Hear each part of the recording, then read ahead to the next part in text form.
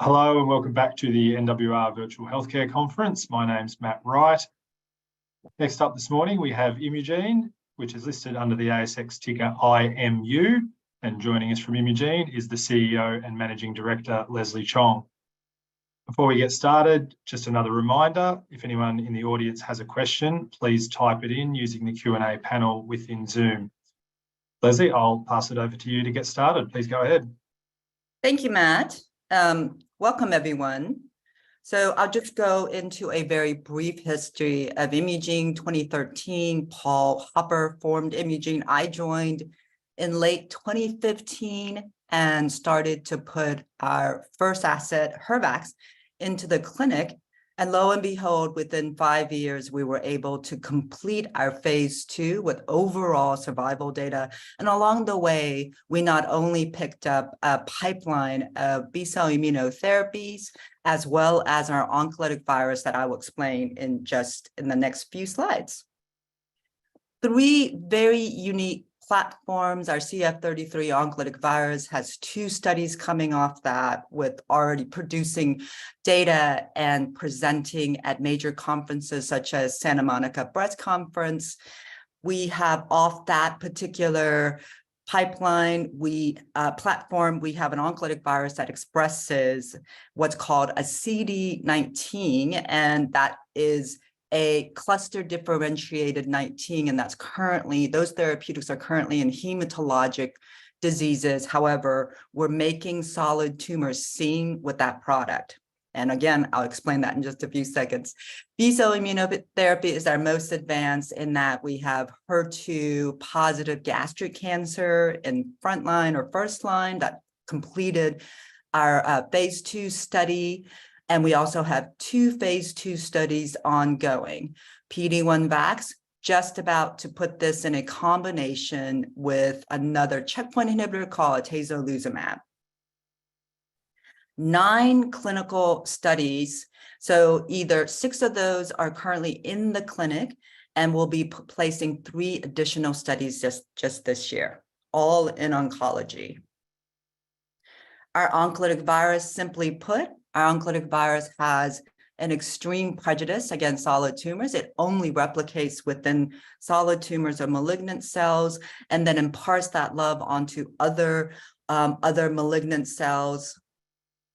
And what is so unique about our very prolific oncolytic virus is that we have a tracking mechanism whereby if a patient goes in to get their scans of their cancer, you can actually see where the virus is and the willingness to travel. So in this mice model, you can see that this human sodium iodine symporter, which lights up when you add, when you can see it on a scan, this mice was injected in the left tumor, and in just a few days, it traveled to the right tumor and making that cancer explode because of the virus replication. You see thyroid and your stomach and your bladder line up because there's a natural occurring HNES in those organs.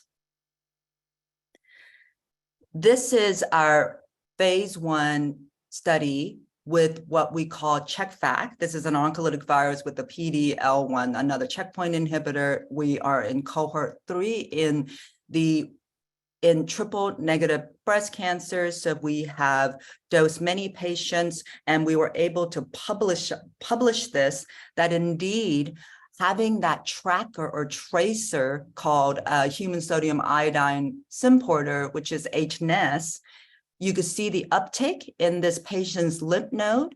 And then, of course, you could see it in the stomach because, again, HNES is a naturally occurring thing in your body. HNES here only occurs in malignant cells. So this is where the virus is doing its job.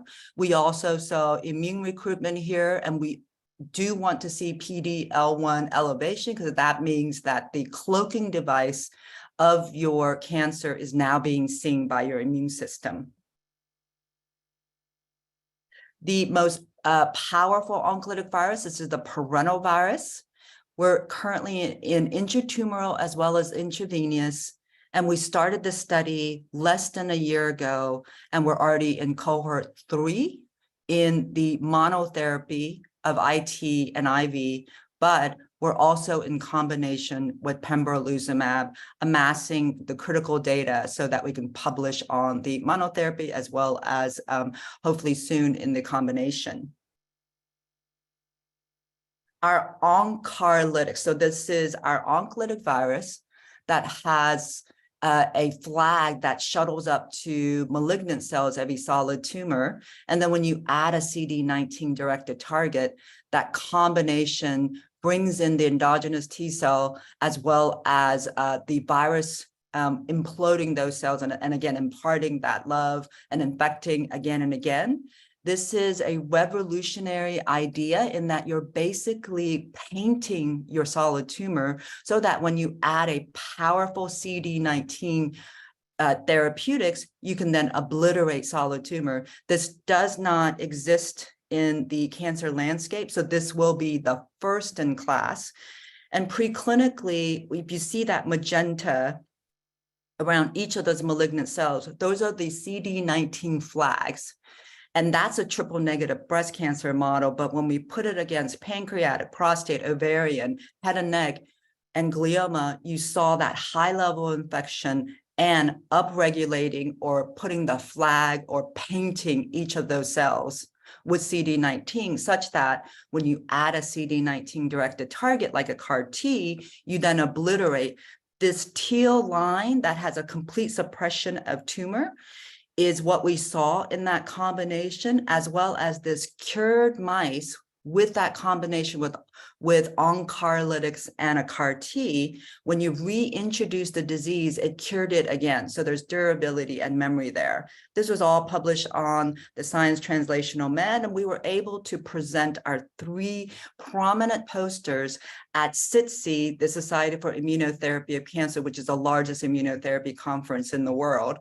We published on our combination with an allogeneic CAR T. We show that we upregulated CD19 and then combined it with CycCart19 from Cellularity, obliterated the cancer. We then took Eureka's autologous Artemis CAR T as well. And again, we saw that even if it formed in a different way, we still were able to upregulate our CD19 and in that combination obliterate the cell. The marketed product called Blincyto from Amgen, we combined it with that. And yet again, we had the most significant effect on the tumor with that combination. Hervax, this is the most advanced in the pipeline, in that we have lots of clinical data. The difference between something like a cancer vaccine that is B-cell derived versus a monoclonal antibody is that we were able to prove that it's safety. There's efficacy to show that it matched monoclonal antibodies and then more. There was a long-lasting effect. We have patients living out to 3 years plus. Patients are also able to come in every 3 to 6 months to get a booster shot. And it costs 1/10 of the cost of goods to make our product. This is the frontline gastric cancer design. And we were able to show that we had over 6 months difference between the arm of the chemo versus ours. There's a hazard ratio there of 0.55, which is quite impressive in an oncology disease state. We were the darlings of the recent ASCO GI in San Francisco, where we had lots of publication, and we had one more to be released yesterday that I did not even include. So we're still being talked about that our cancer vaccine is safe and it's leading to efficacy. Off that, we have designed a later line disease where we're showing a combination with pembrolizumab. We have preoperative state disease in a phase 2 that we call Neo Horizon, and this is in combination with Bavencia or avelumab. Our PD-1 vax is a non-small cell lung cancer.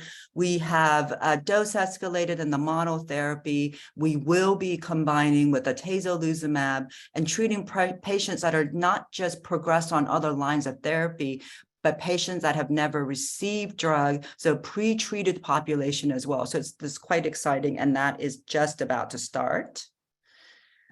In the last 12 months, we've achieved quite a lot, but in the next 3 to 12 months, you can anticipate across all our programs a speckling of major news, such as FDA IND and our first patient in for Oncolytic, as well as the combination with PD-1. Our share price is 13 cents as of yesterday, between 12 to 32 cents. We have, as of 31st of December 22nd, 2022, we have 162 million in the bank. So that's us in a nutshell. Our market capitalization is currently at 835 million. Our cash balance is upwards of 160 million. We have 5 unique assets. They're all in the clinic except for the CF33 CD19, which is Oncolytic. 3 platform play here, 3 scientific collaboration. We already have 2 supply agreements with major pharmaceutical companies. We are addressing many, many solid tumors, even more than what's on this list, and 9 clinical studies, all starting roughly this year. I thank you. Thank you very much for that, Leslie. We'll now jump into the Q&A component. Once again, just a reminder, if anyone has a question they'd like to submit, please do so using the Q&A panel within the Zoom app. Leslie, I'll start off. As many people know, having had Professor Yuman Fong in town just last week, wanted to ask if there was, having heard him speak a couple of times, anything new that you took away from hearing him speak once again, or any sort of observations that you'd add? So Yuman to me is, I have to say, he's probably the smartest man I've ever met. And his perspective on his oncolytic virus, he is with resolve that this is the most powerful virus that he's invented. And I'm actually pretty fortunate and lucky and honored to take it into the clinic. I failed to mention one other thing here, that, you know, Imugene has roughly dosed and enrolled more than 100 patients. And some of those guys are walking around with complete response, partial responders, and stability disease. All the patients that we've enrolled to date have been those that have taken other lines of therapy. So they've failed on other lines and they've come on and had some success. So I'm really pleased about the number of patients that we've enrolled, and I'm even more pleased that some of those patients are reaping benefit. Great, and Yuman also spoke to the speed of which Imugene's been able to move with. Can you just give a bit more colour on what's gone into that from your side? Sorry, say that one more time. Sorry, I was reading a question. No problem. Just in terms of this, Yuman spoke to the speed that you've been able to move with in terms of the trial, and how phenomenal it's been. Can you just give a little bit more colour on what's gone into that from your perspective? Sure. So normally from going from phase 1 to phase 2, it would take about 10 years, and then 10 to 12 years. And for us to already been in phase 2 and produced overall survival data in patients, as well as our phase 1, we're already in combination and it's been less than a year. That is lightning speed. That certainly is. The next question is, what has happened with the CheckVac sponsored IND that has been previously mentioned? What's the status on that one? So it's still on here, as you know. We're waiting for the CheckVac study to have what's called an optimal biological or recommended phase 2 dose. And so once we get that, we really want to be mindful about the disease areas that we're going to go into, because that one has a PDL arm to it. So we want to be very specific about the indication and disease we're going into. Excellent. The next question is, roughly how long does it take to examine biopsies of infected tumour cells? So it depends on how fast that the hospitals can get that biopsy completed and then sent to a lab for analysis. So each individual hospitals take some time. I don't know about you, but anytime I've gone to a hospital for anything, which is very rare, it seems like it takes a really long time to get back lab results, and that's not an exception here. Thank you. I know this is a hard one to quantify exactly, but someone's asked a question around timing, approximate timing for products to begin generating revenues. Can you just maybe give a bit of context around that, Leslie? So really, the old adage is that any drug development takes roughly about 15 years. From that is when it comes out of the lab and it is a true candidate to put into clinic, and that process has been known to take about 15 years. Now, ours is not likely going to take that long given the speed at which we are able to put this into the clinic. There is a development that is good drugs actually have a harder path because then you have to go head to head with standard of care. So it's unethical to give patient what's called an investigational drug. And so you have to put it in a niche area. And so that's my sort of short and long answer. I don't know. We have to be quite clever about which indication that we're going to go into. And if it's an indication that is of great unmet need, we could possibly expedite it to market. But I'm going to be very clear here. Imaging does not plan to be a marketer of drugs. Phase 3 and registrational studies are best done by big pharmaceutical companies. So that's where it will reside. Thank you. The next question is, do you believe CF33 could be fast-tracked by the FDA after phase 1? I do. That's a very easy answer for me to, given what we're seeing, I could definitely see some exceptional things. Excellent. The next question is, has the inflection point occurred for the interim Next Horizon readout? So no, because we still need to enroll a certain number of patients. As you know, we sort of started that study at the kind of tail end of COVID, so that those patients are second and third line, and they actually have to remain HER2 positive. So what that means is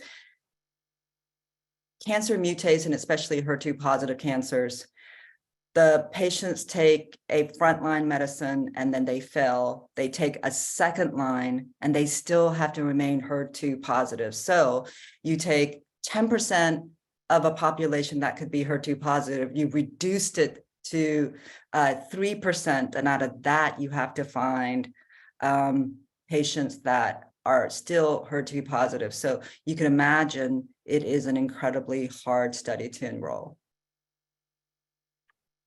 That makes sense. And Leslie, I can see on this slide, obviously 162 million cash. Can you just speak to what that means from a runway perspective and the programs that you've got going and or still to come?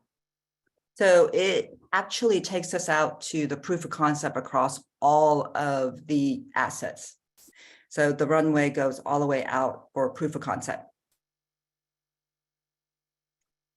Excellent. Well, we've got no more questions in the queue, Leslie, so we'll leave it at that for today.